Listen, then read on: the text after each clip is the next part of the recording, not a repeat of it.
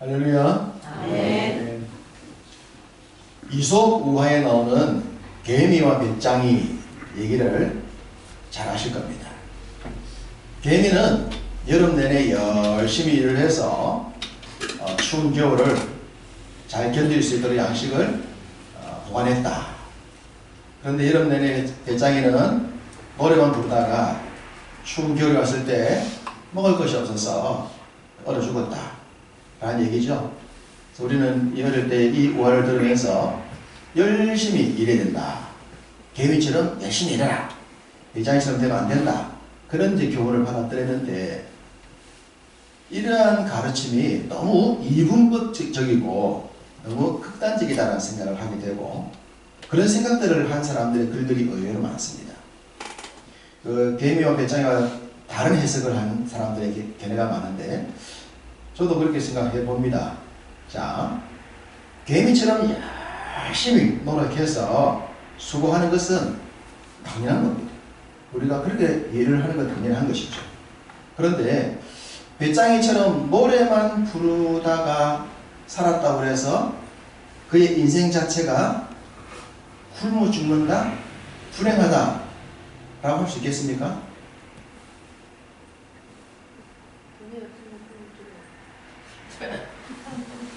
그래도 일을 해야지. 일을 해야. 네, 일을 해야 먹고 산다. 노래만 해가지고는 못 먹고 산다. 있어야. 서 있으면 뭐 뒤지지. 노래 잘하면 옛날 같으면 가수였어요. 옛날 같은. 자, 노래가 좋았어. 어릴 때부터 노래가 좋았어. 노래에 빠져가지고 노래를 열심히 했습니다. 그리고 열심히 일하는 사람 곁에서 노래를 불러줍니다. 일을 할 때 옆에서 음악이 나오고 노래가 나오면 얼마나 좋습니까? 그리고 그 노래를 평생 하다가 그 노래 때문에 자신의 삶을, 미래를 행복하게 살아가는 사람들도 우리 주변에서 어렵지 않게 볼 수가 있죠. 옛날에 지금이나 마찬가지입니다. 모든 시대에 노래를 열심히 해서 노래 때문에 잘 사는 사람들이 참 많아요. 노래만 하고 살았다 그래서 그 사람이 열심히 살지 않았다? 굶어 죽는다라고 평가를 하는 것이 극단적이라는 겁니다. 배짱이가 억울하지 않겠습니까? 왜 나를 데리고 그래? 나도 열심히 살았는데 왜 나만 갖고 그래? 그래서 개미를 연구하는 사람들 얘기로는 개미가 일기만 열심히 한다는 거예요. 개미도. 여왕개미는 아무것도 안 한다는 거예요. 아무것도 없고. 어쨌든 어떤 극단적인 해석보다는 개미의 삶을 무조건 옹호하거나 배짱이의 삶을 갖다가 폄하하는 것이 아니라 배짱이의 삶도 괜찮다는 평가를 내려줘야 된다고 하는 것이 더불어 살아가는, 함께 사는 삶이다 라는 생각이 드는 겁니다. 배짱이의 삶도 열심히 사는 것도 좋아요.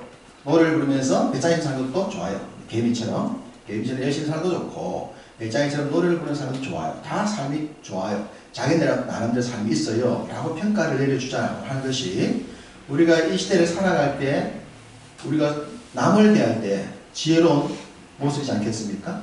또 우리의 자녀들의 삶에 대해서도 공부만 열심히 해, 돈만 많이 벌어, 그런 평가를 할 수 없듯이 각자의 평가가 있다라고 생각이 됩니다. 자, 그럼 개미, 왜 개미가 열심히 일을 했는가? 미래를 위해서요. 미래를 위해서. 미래를 위해서 열심히 노력하고 아끼고 저축하고 안 쓰고 안 먹고 놀러 안 다니고, 미래를 위해서, 노년을 위해서 그렇게 열심히 빼가 빠지도록 열심히 노력해서 살았던 개미의 삶을 행복하다고 할 수 있을까요? 미래를 위해서, 노년을 위해서, 그때를 위해서 젊음의 모든 세월을 갖다 죽으라고 일만 하고 저축만 하고 모아들여서 돈도 좀 모으고 집도 사고 그렇게 사는 삶이 그럼 행복한 삶인가? 그건 아니겠죠? 근데 배짱이는 지가 좋아하는 거예요. 노래 부르면서 자기가 좋아하는 것들을 즐기면서 평생 자기가 제일 좋아하는 것들을 하면서 그렇게 생을 마치는 그런 삶. 이렇게 보면 오히려 또 배짱이가 더 개미보다 괜찮은 삶을 살았다라고 또 보일 수 있지 않겠습니까? 그러니까 우리가 미래를 위해서 사는 것은 분명히 필요하고 내일을 위해 사는 건 필요해요. 그래서 저축하고 아끼고 모으는 거 참 좋아요. 좋은데 제가 드리고 싶은 말씀은 현재도 좋아야 된다는 거예요. 현재가 좋아야 돼요. 지금 내 삶에 열심히 노력해도 지금도 내 삶의 행복을 누리고 좋고 미래를 위해서 지금 안 하는 것이 아니라 지금도 누리면서 지금의 내 삶도 행복하면서 그러면서 미래까지 행복할 수 있는 삶. 이것이 진짜 행복이지 않습니까? 하나님은 우리에게 너 미래를 위해서 현재를 포기해 라고 말씀하지 않습니다. 너 주님 나라를 위해서 넌 아무것도 하지 마. 이것도 아니에요. 너의 삶이 행복해야 돼. 네가 지금 행복해야 돼. 네가 지금 즐거워야 돼. 네가 지금 즐겁고 행복하면 너의 미래도 즐겁고 행복한 거야. 지금 하나님을 섬기는 것도 네가 즐거워야 되지. 지금도 섬기면 좋아야 되지. 지금 안 좋고 나중에 좋을 거야가 아니라 지금도 좋고 나중에도 좋아야 돼. 이것이 하나님이 우리에게 현재형 믿음으로 말씀하는 겁니다. 지금 여러분 믿음 생활이 행복해야 돼요. 아끼는 것도 행복해야 되고 저축하는 것도 행복해야 되고 쓰는 것도 행복해야 돼요. 자신을 위해 쓰는 것도 감사히 써야 돼요. 아, 나를 위해 쓰는 것도 너무한 거 아니야? 라고 생각하지 마시고 열심히 수고한 당신을 위해서도 투자할 줄 알고 쓸 줄 아는 것이 있어야 된다는 말입니다. 여러분 수고한 여러분을 칭찬하고 싶지 않습니까? 지금까지 너 잘 살아왔어. 열심히 살아왔어. 그러니까 오늘 백화점 가서 옷 한 벌 사 입어. 오늘 비싼 음식 하나 먹어. 이거 욕하면 안 된단 말입니다. 그 과소비라 생각하면 안 된단 말입니다. 수고한 그 현재의 자신 모습을 귀하게 볼 때 그것들이 모여야 미래의 삶도 행복하고 그리고 우리가 그런 삶을 살아야 어느 날 갑자기 우리의 삶의 인생의 끝 죽음이 오더라도 그 죽음의 순간 행복할 것 같아요. 언제 죽더라도 잘 살았어. 너 수고했어. 너 대단했어. 그렇게 인생을 마칠 수가 있지. 간절히 이렇게 죽을 줄 몰랐네. 괜히 돈 모아놨잖아. 쓰도 못하고. 그것이 아니라 어느 순간 주님이 나를 부르더라도 그 죽음의 순간을 행복하게 마칠 수 있고 주 앞에 갈 수 있는 삶을 살기 위해서 미래만을 위한 지금의 인생이 아니라 지금 이 순간 이 모든 것들이 감사와 기쁨이 되어질 때 어느 순간 우리가 인생의 끝순간을 맞더라도 그 순간에 행복하게 될 줄은 믿습니다. 네.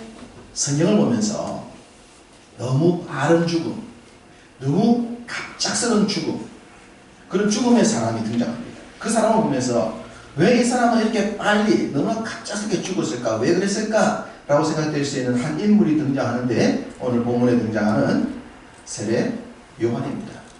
세례 요한. 세례 요한이 어떤 사람인가를 가장 잘 미리 보여준 사람이 이사야 선지자예요. 이사야 선지자가 이사야서 40장 3절에 이렇게 말했습니다. 외치는 자의 소리여 이르되 너희는 광야에서 여호와의 길을 얘기하라. 사막에서 우리 하나님의 대로를 평탄하게 하라. 외치는 자의 소리여. 자, 세례 요한은 뭐였다? 소리요. 소리였어요. 소리는 보이지 않아요. 소리는 들리고 사라져요. 그런 존재였어요. 예비해라. 예비하는 사람이었어요. 남이 길 갈 때 길을 닦아라. 평탄케 해라. 길 닦아주는 사람이었어요. 이게 세례 요한입니다. 세례 요한은 소리였고 듣기는 들리는데 실체는 보이지 않고 사라지고 나면 보이지 않는 그런 존재였다. 예비하고 준비하는 사람에 불과했다. 그렇게 얘기를 하고 있었고 그런 삶을 살았습니다. 요한은 자신을 어떻게 평가했나 그러면 나는 예수님에 비해서 그는 흥하여야 하겠고 나는 쇠하여야 하리라 라고 했습니다. 아니 어떻게 내가 흥해야 되지 주님을 흥시키고 나는 쇠하는 삶을 살 수 있겠습니까? 또 요한은 나는 주님의 신들매를 신발끈을 풀기도 감당할 수 없는 사람이다. 자신을 굉장히 비하를 시키고 있어요. 존재를. 너무 형편없는 모습으로 자신에 대한 얘기들을 성경에서 기록하고 있습니다. 요한의 존재 의미가 그런 사람이었어요. 어쨌든 예언대로 그의 고백대로 그랬던 사람입니다. 예수님과 비교를 해보면 요한은 참 평가절하를 받을 수밖에 없는 그런 존재처럼 보여집니다. 말라기 선자가 구약을 마무리하면서 엘리야가 올 것이다 라는 얘기를 하고 있습니다. 말라기에서 구약성의 제일 마지막 나오는 거예요. 말라기 4장 5절과 6절에 이런 말씀이 있습니다. 보라, 여호와의 크고 두려운 날이 이르기 전에 내가 선지자 엘리야를 너에게 보내리니 그가 아버지의 마음을 자녀에게로 돌이키게 하고 자녀들의 마음을 그들의 아버지에게로 돌이키게 하리라. 돌이키지 아니하면 돌이건대 내가 와서 저주로 그 땅을 칠까 하노라 하시리라 라고 말하면서 말라기 선자가 엘리야가 올 것이다 라고 예언했습니다. 그 엘리야가 누굽니까? 세례요한입니다. 세례요한. 엘리야가 세례요한이었어요. 여러분, 엘리야가 어떤 사람입니까? 엘리야가 구약에 나오는 모든 선지자를 대표하는 사람이었습니다. 모든 선지자를 대표하는 사람이 엘리야입니다. 선지자 대표주자 누구 그러면 엘리야 나오지 않습니까? 엘리야 대단한 사람이었습니다. 그렇다면 세례요한도 대단한 사람이라는 겁니다. 그렇지 않습니까? 그러니까 세례요한을 엘리야라고 했죠. 엘리야가 세례요한이 엘리야로 왔는데 엘리야가 세례요한이 그 당시 태어났을 때 선지자로 나왔을 때 말라기 선지자 이후 400년 만에 나온 선지자이지 않습니까? 구약의 말라기 선지자가 죽고 난 뒤에 400년 동안 선지자가 없었어요. 백성들이 선지자를 갈망했었어요. 그 구약과 신약의 중간기, 우리가 구약 신약의 중간기라고 말하지만 이걸 또 영적인 암흑기라고 말하는 이유 중에 하나도 선지자가 등장하지 않았다. 주의 말씀이 없었다. 그래서 그런 것 아닙니까? 400년 만에 세례요한이 등장했거든요. 백성들이 열광했어요. 와, 말라기 선지자 이후에 400년 만에 나왔군요. 그래서 세례요한이가 막 몰려가지 않았습니까? 몰려갔더랬습니다. 이 세례요한의 메시지는 굉장히 독설적이지 않습니까? 직설적이었죠. 사탄의 성경은 자식들라 했지만 의미를 말하면 뭡니까? 새끼들 아닙니까? 이 사탄의 새끼들아! 진짜 그랬을 거란 말입니다. 기분은 얼마나 나빴겠습니까? 그런데요, 사람들이 몰려갔어요. 요한의 그 독설적인 메시지를 들으면서 사람들이 은혜를 받았어요. 대단한 선자였기 때문입니다. 헤롯이 그 당시 정치 지도자였던 헤롯이 이 요한을 함부로 손을 못 댑니다. 영적인 파워가 너무 세였던 거예요. 사람들이 엄청난 영향을 미치기 때문에 정치 지도자도 세례요한을 함부로 손을 못 댈 정도였습니다. 사람들이 몰려갔고 지지를 받았고 혹 어떤 사람들은 당신 메시아 아니에요? 할 정도로 대단한 인기몰이를 했던 사람입니다. 광야의 소리로 사라질 존재였지만 그럼에도 불구하고 세례요한은 대단한 사람이었다는 것을 우리가 놓쳐서는 안 됩니다. 이 요한은 예수님보다 6개월 먼저 태어났어요. 예수님보다 6개월 먼저 와서 예수님과의 관계를 맺으면서 예수님의 길을 준비합니다. 예수님을 바라보면서 메시아인 것을 증언하기도 하고 예수님께서 공생애를 갈 수 있도록 길을 잘 열었던 멋진 사역도 해냅니다. 요한의 삶은 멋집니다. 이렇게 멋이 있고 이렇게 대단했고 사람들이 큰 영향을 미쳤던 요한인데 이 요한의 죽음이 너무 갑작스러운 죽음으로 끝나는 거예요. 어떻게 죽습니까? 헤롯이 자기 생일잔치 때에 그의 부인 헤로디아의 딸이 춤을 추는 거 보면서 기분이 좋아가지고 너의 소원을 말하라. 술에서 정신이 없어서 약속을 안 말하는 이런 어리석은 남자들의 모습을 보여주는데 너 소원이 뭐야? 그랬더니 뭘 요구합니까? 세례요한의 목을 요구하잖아요. 이 오늘 보면 바로 앞에 나온 내용이죠. 앞에 나온. 헤로디아가 꼬시잖아요. 꼬셔서 목을 다박해라. 그래서 여러분 소반에 목을 박아가지고 선물로 가져옵니다.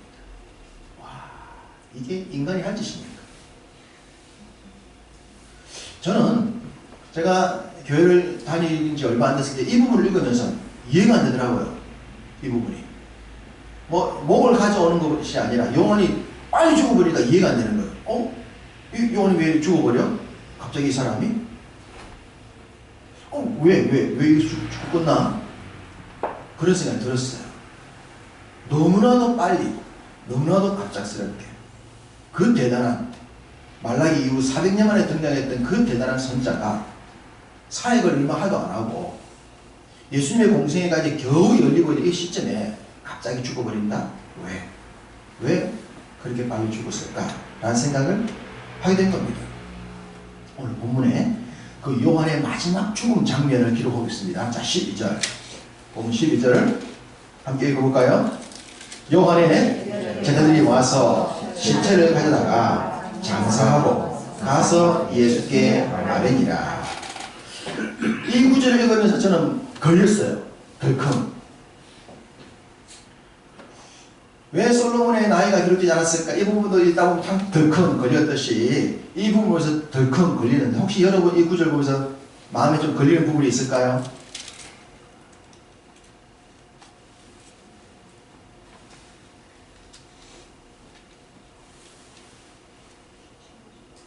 저는 이 부분에서 어디가 걸리냐 그러면 예수께 아뢰니라, 이 부분이 걸렸습니다.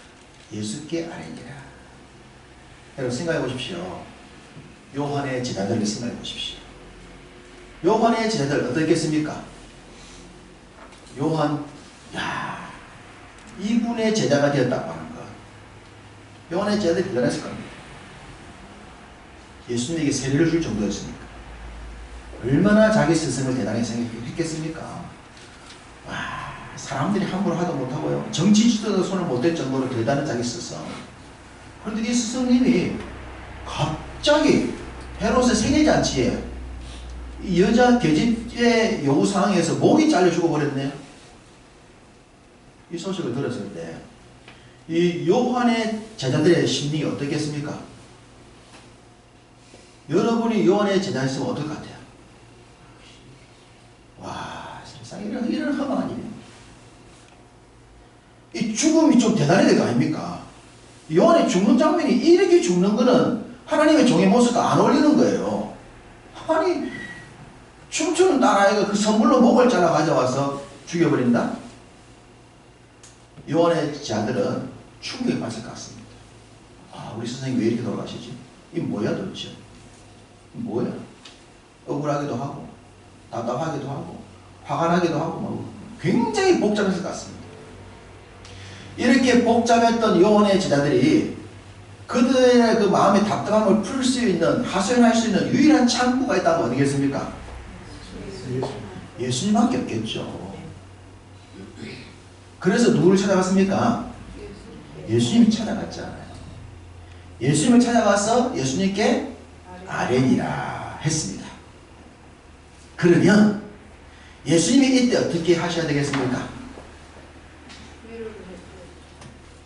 요한의 제자들이 와서 선생님, 우리 예수님이 이렇게 죽었는데 이렇게 와서 막 눈물 흘리면서 막 하소연합니다. 예수님이 이 소식을 들었습니다. 그럼 예수님이 어떻게 하셔야 되겠습니까? 여러분 생각에 어떻게 하시는 것이 정상이라 생각합니까? 위로해주고. 위로해주고. 이 새끼 뭐겠다고? 헤롯이? 헤롯리아가? 이것들이 감히 요한을 그랬어? 400년 만에 나온 나를 예언하고 있는 요한을 그랬다고? 이것들을 그냥 기다려봐! 내가 손 좀 봐줄게. 그래야 정상 아니겠습니까? 아, 저는 성경을 보면서 그게 주님의 모습이라고 생각해요. 주님이 다른 사람이 아니고 요한이 죽었는데, 그것도 그렇게 죽였는데, 이거 그냥 놔도 능력 많으신 주님이 일단 손 좀 보고 갑시다. 능력이 없으면 모르겠지만 능력이 있으신 주님이니까 손 좀 보고 가야 되겠습니까? 손 좀 보고 가자. 그렇게 손을 좀 보고 가야 되는데, 오늘 본문 12절 다음에 13절 어떻게 말합니까? 13절 읽을까요? 시작. 예수께서 들으시고 배를 타고 떠나사 따로 빈들에 가시니 무리가 듣고 여러 고을로부터 걸어서 따라다니라. 예수님 뭐 하셨어요? 배 타고 떠나고 있어요.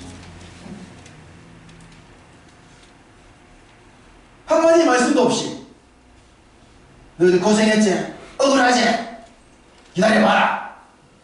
뭔가 예수님이 좀 반응을 하셔야 할 만한데도 불구하고 듣고 배 타고 떠났군요. 와, 제가 성경을 딱 일부분에 대해서 너무 황당한 거예요. 그런 건 그냥 생각했을 수도 있잖아요. 그렇죠. 분명히 그럴 수 있죠. 생략할 수 있겠죠. 예수님은 화가 내셔가지고 했던 것들을 마태가 기록 안 했을 수 있어요. 이건 모릅니다. 어떻게 했는지. 그런데 성경 기록을 보고 얘기하는 거죠. 우리는 기록을 보면서. 기록을 보면 예수님이 그냥 떠나보시는 거예요. 그래서 제가 아니 왜 주님 그냥 떠나셨지? 말씀도 없이 왜 그랬을까? 뭔가 얘기를 하셨겠지. 그 요한의 제대로 왔는데 뭐 위로도 안 하고 그냥 하셨을까? 뭐 말씀 주셨겠지. 충분히 상상이 되지만 성경은 이렇게 기록하고 있으니까 성경을 읽는 성도 입장에서는 읽다 보니까 이게 걸린단 말이야. 답답하고. 왜 이러셨지? 이 부분이 왜 그러셨을까? 라는 고민을 하게 된 거예요. 그래서 좀 더 이제 답을 찾아보자는 겁니다. 좀 찾아보자는 겁니다. 이 내용이 뭔가? 자, 여러분, 14장 1절, 2절을 보시면 이제 헤롯이 예수에 대한 소문 듣는 얘기를 하고 있어요. 그리고 요한이라는 사람 얘기를 하고 있어요. 요한이 살아났다면 이런 얘기를 하고 있는데, 그러면서 3절을 보시면 전에라고 있죠? 1, 2절 얘기하다가 그래 전에 있었던 일이야라고 요한 얘기를 끄집어서 넣어놓은 거예요. 삽입구로. 그 내용이 3절부터 12절이에요. 3절부터 12절은 삽입구요. 부연 설명 내용이다라고 보시면 됩니다. 그러니까 본문은 1, 2절에서 13절로 연결해 가야 되는 거예요. 1, 2절에서 13절로. 3절부터 12절은 부록으로 설명으로 넣어놓은 거다. 그러면 13절에서 주님이 들었다라는 얘기가 나오지 않습니까? 이 들었다는 내용은 요한의 죽음에 대한 소식을 들었다는 것이 아니라 예수님에 대한 소문을 헤롯이 알고 있다는 것을 예수님이 들었다라는 내용입니다. 헤롯이 예수님 누군데? 뭐 세례노가 살아났어? 그 누구야? 라고 하는 자신에 대한 얘기가 헤롯으로부터 들려왔다는 소식을 예수님이 듣고 그 헤롯을 피해서 떠나셨다 라는 본문으로 해석 보는 것이 이게 주석자들의 해석 내용이기도 하고, 또 마가, 누가, 요한에 보면 이런 내용들이 이처럼 나와 있지 않기 때문에 3절부터 12절을 삽입구로 보는 것이 합당해 보입니다. 그렇지만 분명 앞에 있는 요한의 죽음의 소식을 주님이 들은 건 사실한 거예요. 아셨다는 겁니다. 그래서 마가, 누가, 요한을 보더라도 분명 예수님이 요한의 죽음의 소식을 아셨는데 아시고 난 뒤에 주님의 어떤 반응이 없다는 것은 분명하다는 겁니다. 성경의 기록은 없어요. 사복음서 중에 한 성경 정도는 예수님의 4가지 관점에서 사복음서를 기록했으니까 한 영 정도는 이 부분에서 예수님의 말씀을 기록해 줄 만도 한데 없어요. 그러면 예수님이 특별한 말씀을 하지 않았을 가능성이 높다고 하는 거죠. 요한의 죽음에 대해서. 그래서 제가 왜 그랬을까 생각한 겁니다. 왜 그랬을까? 제가 서두에 개미와 배짱이 얘기를 드렸습니다. 그냥 드린 게 아니고요. 제가 말씀드렸죠. 우리는 믿음 생활할 때 먼 미래를 위해서 저축하고 쌓아두고 뭐 우리가 돈을 벌 때 그렇게 하는 것도 필요하긴 해요.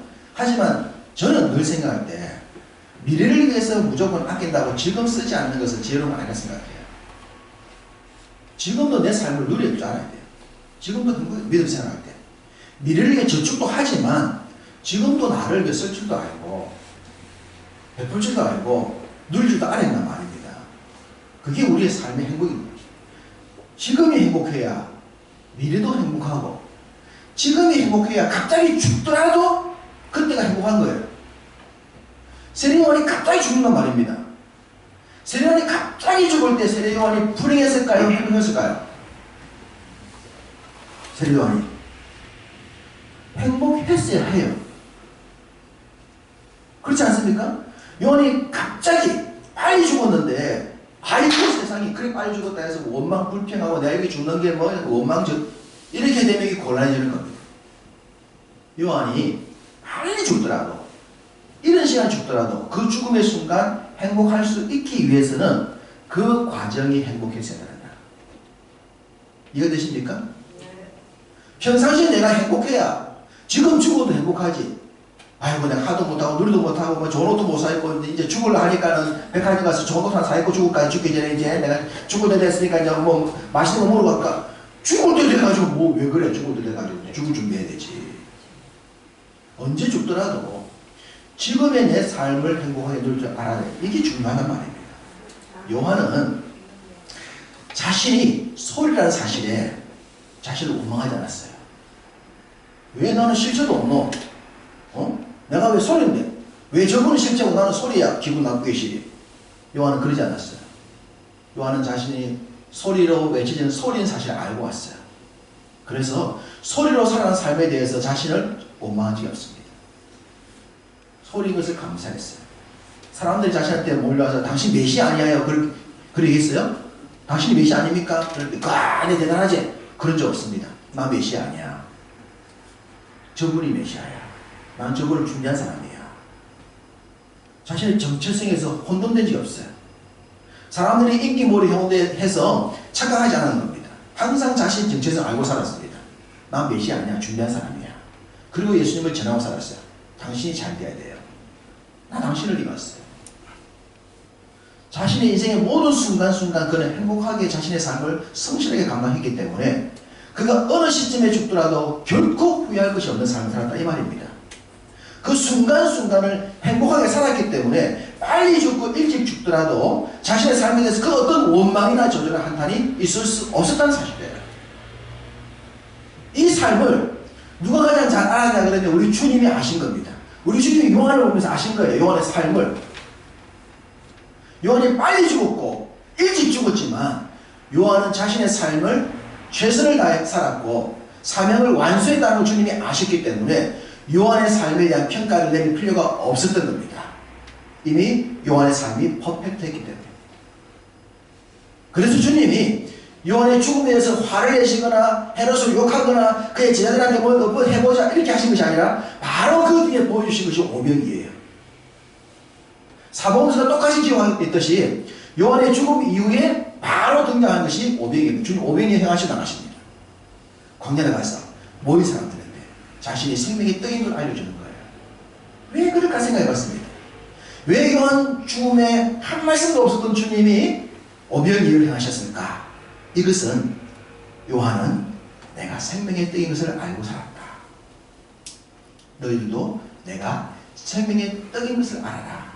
이 말씀을 주고 있는 것 같아 보입니다. 모인 사람들에게 내가 너희들의 생명의 떡이다. 내가 주는 떡을 먹어야 너희가 죽지 않고 영원히 살 수 있다. 요한은 주님이 생명의 떡인 것을 알았습니다.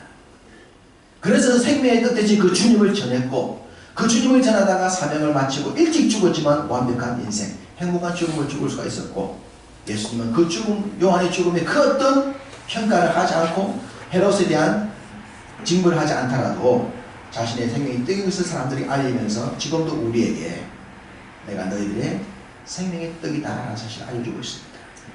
그 떡을 먹고 살아야 그 영생의 떡을 먹고 살아야 우리가 어느 순간 죽더라도 그 죽음의 순간이 행복이 된 줄 믿습니다. 사나 죽거나 주의 은혜고 사나 죽거나 생명의 떡 먹고 사는 삶이 행복인 줄 믿습니다. 이게 세상과 다른 우리의 모습이지 않습니까? 세상은 요한을 보면서 그게 뭐야 라고 말하겠지만 우리가 생명의 떡의 관점에서 보면 요한은 완벽한 삶이었고 주님 또한 우리에게 이 삶을 알려주고 있습니다.